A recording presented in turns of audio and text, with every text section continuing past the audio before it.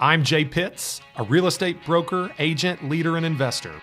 For the last decade, I've navigated the craziest of real estate markets this country has ever seen, selling over 2,000 homes, moving in and out of markets, always ahead of the curve. And now I'm bringing that perspective to you. This is your resource, and Real Talk About Real Estate starts right now.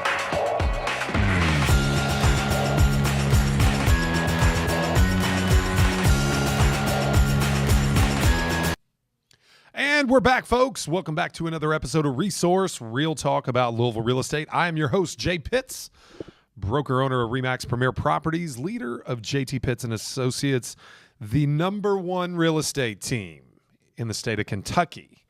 Pretty proud of that. Lots of hard work went into that. Pretty exciting stuff. Anyway, let's handle some business right here off the top. You are watching us currently on YouTube, live, youtube.com/jpittsrealtor. Hopefully, if you're following along on audio form, you're on one of two platforms over on Apple Podcasts or Spotify. All 5-star reviews, follows, shares of the posts, shares of the episodes are very much appreciated. We appreciate your support on those platforms. You can find us at jpittsrealtor on Instagram. You can find us on TikTok at J_Pitts. We would appreciate your patronage there as well. Okay, so now let's get into today's topic. Today's topic is quite interesting. You know, we've been talking a lot lately about the change in the market. The rates are through the roof. They've settled in, maybe come down a little last week. And now, you know, it's kind of like, what's next? Okay, still some very, very hot segments of the marketplace.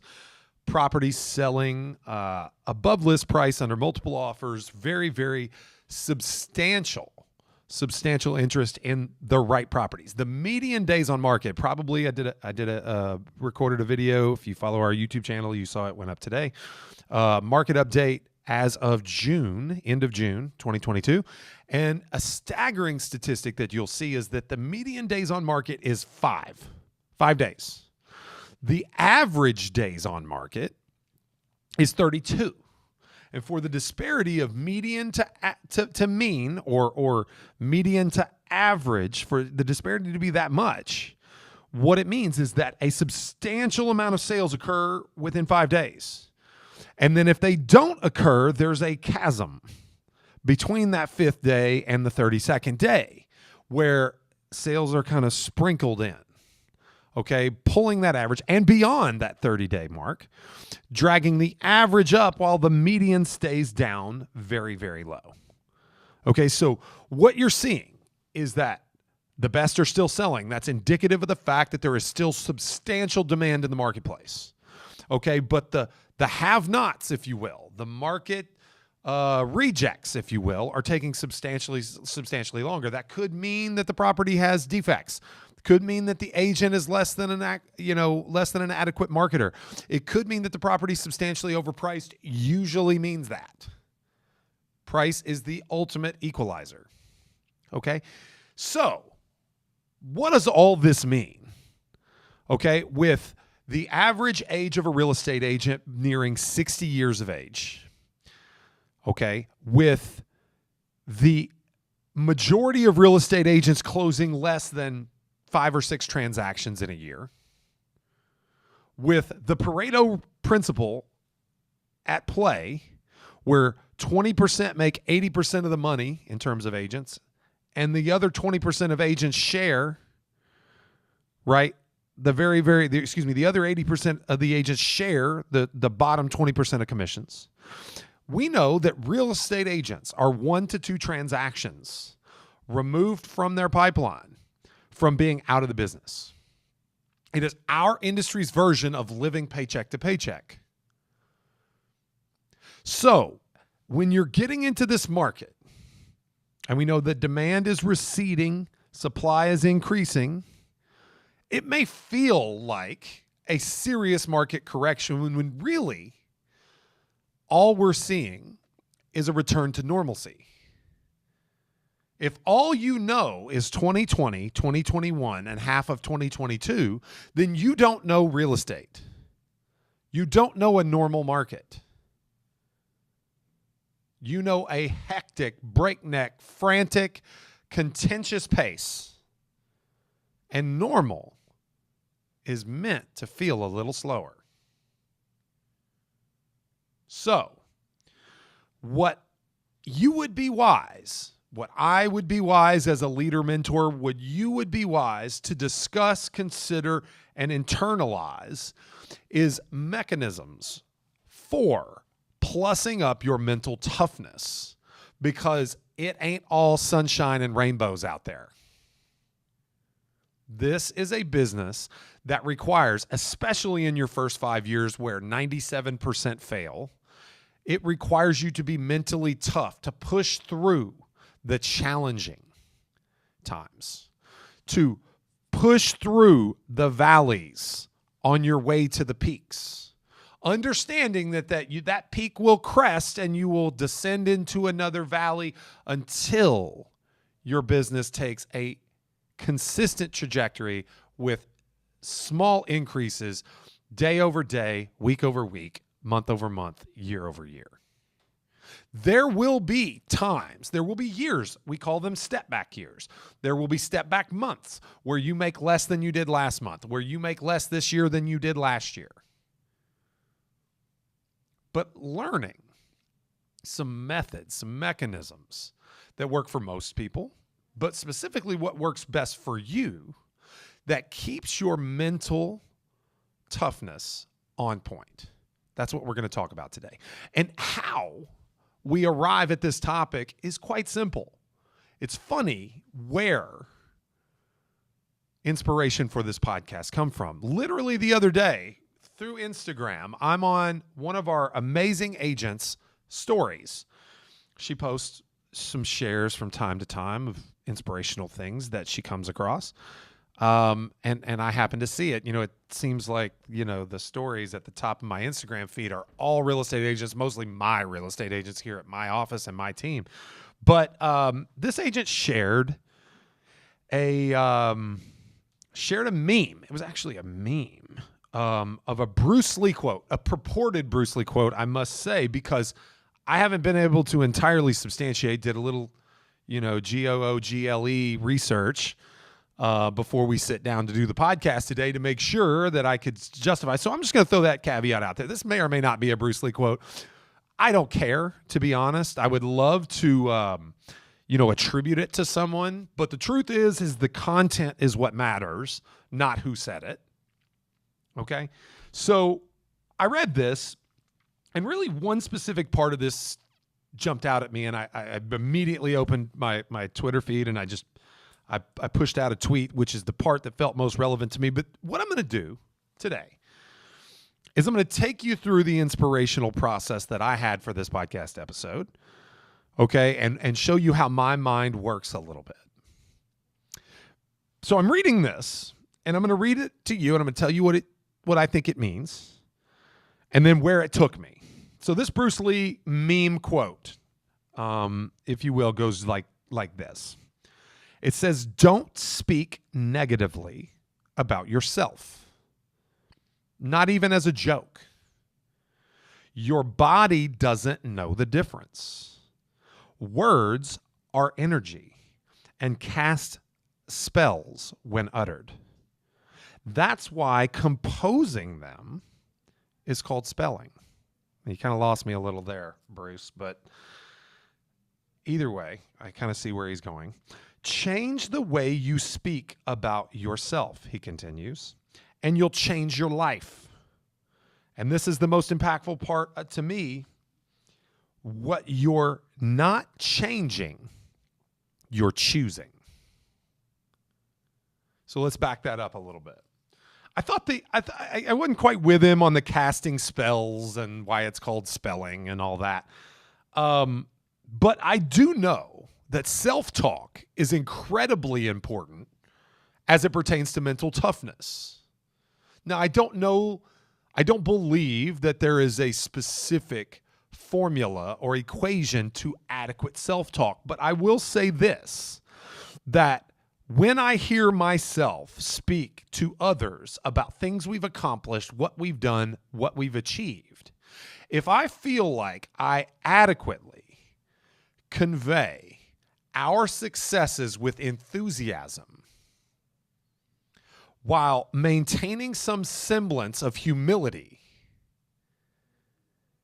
and straddle that line from saying just enough but not too much, from conveying success without becoming cocky or rude or delusional about my abilities, it takes me up a notch. Because the last thing I want to do is to have someone think that I'm a cocky SOB who's not as good as he thinks he is.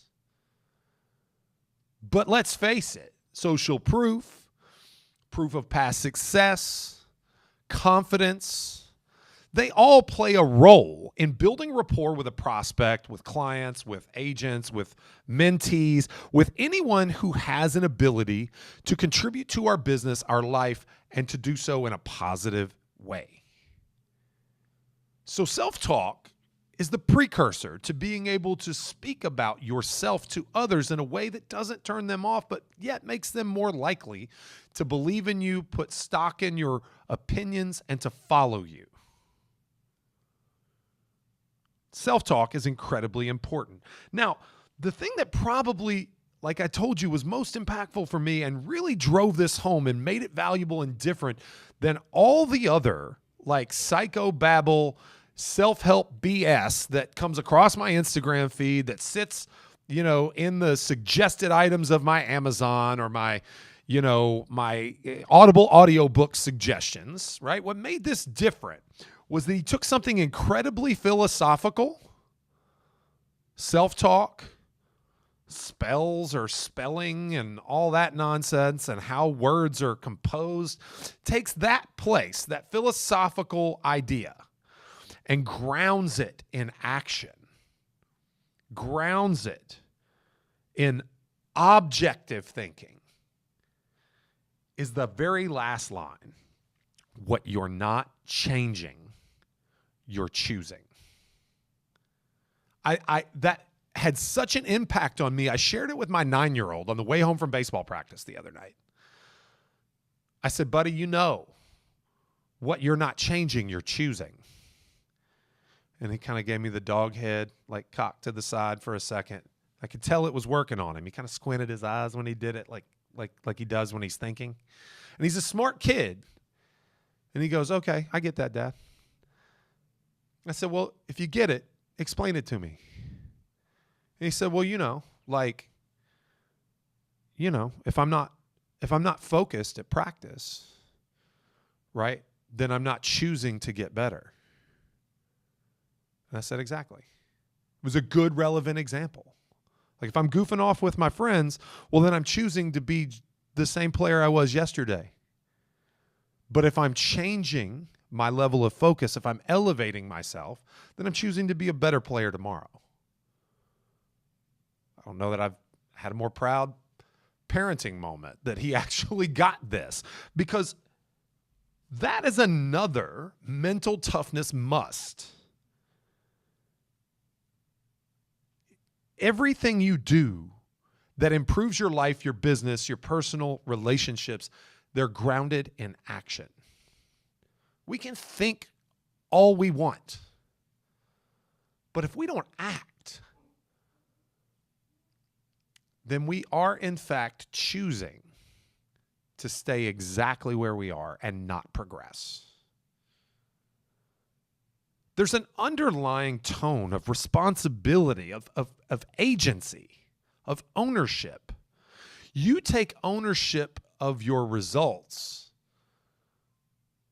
You're not a victim of circumstance. Now, yes, circumstances do exist. They happen to you. Yours aren't the same as everyone else's. But we all have license. We all have agency. We all have ownership of our results based on the choices we make. And it's never more apparent than when a market is backsliding, when you're coming over the peak and headed toward a trough. So it's incredibly important for you to manage your self-talk. Manage your self-talk explain to yourself why you think you're valuable in the same way that you would to someone else. Because I believe whoever said this, if it wasn't Bruce Lee, I believe that how you speak to yourself is incredibly important. Some of the most convicted individuals, it's funny that I choose that word, you'll find out in a moment. Some of the most convicted individuals in the world are sociopaths. Now, I'm certainly not advocating you being sociopathic. Criminals believe that their actions were necessary in a lot of cases. How can they convince themselves that their actions were justified? Because of their self-talk. You should believe yourself. Just do it in a way that lifts you up, not tears you down, and root it in action. It's incredibly important. All right, so I told you I was going to follow my mind path here. So moving on from there, I find another graphic. It was to share a good account to follow Tom Bilyeu, at Tom Bilyeu on Instagram. Pretty inspirational individual. I've heard him speak before. Pretty incredible. Anyway, Tom shares this post that talks about mental toughness. 6 things, he says, that mentally strong people do. And the funny thing is, I'm not going to read you this, but it just kind of essentially, I guess I can paraphrase. You don't waste time feeling sorry for yourself. You embrace change because it's of its inevitability. You stay happy and don't waste energy on things that are beyond your control. That you're kind, you're fair, and you're not afraid to speak up. You can take calculated risks like we talked about last week on the episode for young people's guaranteed path to wealth. And then we celebrate others' successes and you don't resent that success. That's mental toughness. And so what stood out to me here was how several of the items could almost be grouped. And it furthered that idea of action and proactivity, which is at the core of our core value here at JT Pitts and Associates. That feeling of proactivity and action. Move on. Don't waste time. Embrace change. It's inevitable. Stay happy. Don't waste energy. Kind, fair, not afraid to speak up. Willing to take calculated risks. Don't waste energy on things you can't control. And immediately what came to my mind when I read that was the Serenity Prayer. And for those of you that don't know, a psychologist by the name of Reinhold Niebuhr wrote the Serenity Prayer in 1951. You've probably heard it as some type of connection to those with substance abuse issues. It's a fixture amongst AA training. But the Serenity Prayer essentially says, and I'm going to read this to you today. Now, this is grounded in faith. So, if that's not your thing, I get it. But just give me a moment and take God out of it if you want, and just understand the simple facts and the application toward mental toughness that comes in this prayer. So here it goes. The Serenity Prayer. God, grant me the serenity to accept the things I cannot change, to change the things I can, and the wisdom to know the difference. So once again, rooted in action, isn't it? So mentally tough people tend to have a quiet confidence. They tend to be serene and still, which is, again, quite interesting in the way my brain works in spiderweb form mentally, usually as I'm shaving or driving down the road or, doing something that requires me to be quiet. Bruce Lee's most famous quote was about the stillness of water and being like water. And so mental toughness is about stillness, calmness, and quiet. Calm reaction, calm in the face of adversity, calm in the face of chaos. And so the Serenity Prayer tells you to first be calm. Accept the things you can't change. Only expend your energy on things that you have the ability to impact. Change the things you can, so get in action, but the wisdom to know the difference. It's incredible, the connection between these two ideas. And when looking at the marketplace out in front of you, changing every moment, rates dipped last week. I didn't see that coming. The Fed's not supposed to meet for a little while longer. We had a 3/4 point rate hike. Rates were 3% 4 months ago, and now we're at 6.5%. What is going on? I've got clients that thought they were going to get 10% over their expectation right after we listed. Now we're one of the 20% of listings that's on the market right now that are over 60 days and climbing. Multiple price reductions. I'm doing an open house this weekend. I'm doing an open house every weekend. What is going on right now? The answer is that you respond to adversity, you respond to change, you respond to uncertainty with calmness. Fall back to the things you know for a fact. React based on those. Don't go too far too fast. That's what amateurs do.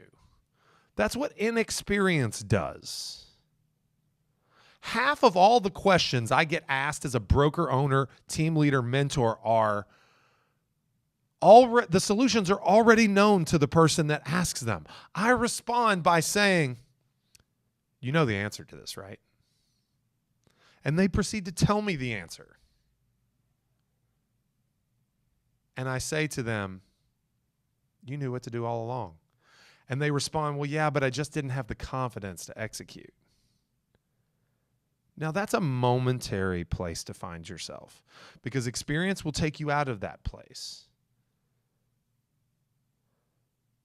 You know, a previous coach of mine used to say, don't listen to the drunk monkey in your head, right? I mean, monkeys are spastic, right? You go to watch them at the zoo and they're all over the place. They're jumping. They're constantly moving. They're throwing things, climbing, dangling, swinging, jumping. They never stop. You almost want them to just take a breath. Okay, so take that monkey and that level of activity and just intoxicate it a little bit. And then now you can imagine the type of irresponsible reaction that we see in problem solving by people that are less than mentally tough. Calm like water, just like Bruce Lee said. God grant me the serenity to accept the things I cannot change, to change the things I can, and the wisdom to know the difference. Don't speak negatively about yourself, even as a joke. Your body doesn't know the difference. Words are energy and cast spells when uttered. That's why composing them is called spelling. Change the way you speak to yourself and you'll change your life. What you're not changing, you're choosing. I know it's a short episode for today, folks, but it's incredibly, incredibly important. Mental toughness will carry you through. Mental toughness is the missing link to being a better problem solver. And we all know that our income is in direct proportion to the size of problem we get to solve. I brought a deal back to life for one of our agents yesterday. Buyer and seller had resigned themselves to fight for 3 or 4 days. Long holiday weekend. It is revived and headed on a path to closing. I had a seller for another client, okay, that was about to lose a transaction because the buyer looked at the state of the market and said, we're going to do this whether you like it or not, and you're just going to have to deal with it because the market is the market and it's changed and you have no leverage. They underestimated our ability to negotiate, number one, to find leverage, number two, and to engage and execute upon that leverage, number three. That buyer closed under the terms of the original contract as previously negotiated because they knew that we were calm like water and we would not be bullied. So who was the supreme problem solver in that equation? It was us. Calm will take you there. Like I said, it was a short episode today, but incredibly important. We genuinely appreciate you tuning in today. Handle a little bit of business before we take off. You can find anything we podcast here, both on iTunes, Apple iTunes, Apple Podcast. We would sincerely appreciate a 5-star review there. You can send us a question that you would like answered on the review.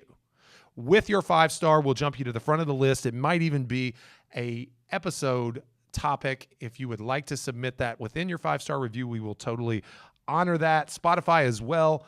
Appreciate your following there. Anywhere you podcast, Amazon Music, iHeart, Deezer, Stitcher, Pandora, Google Podcasts.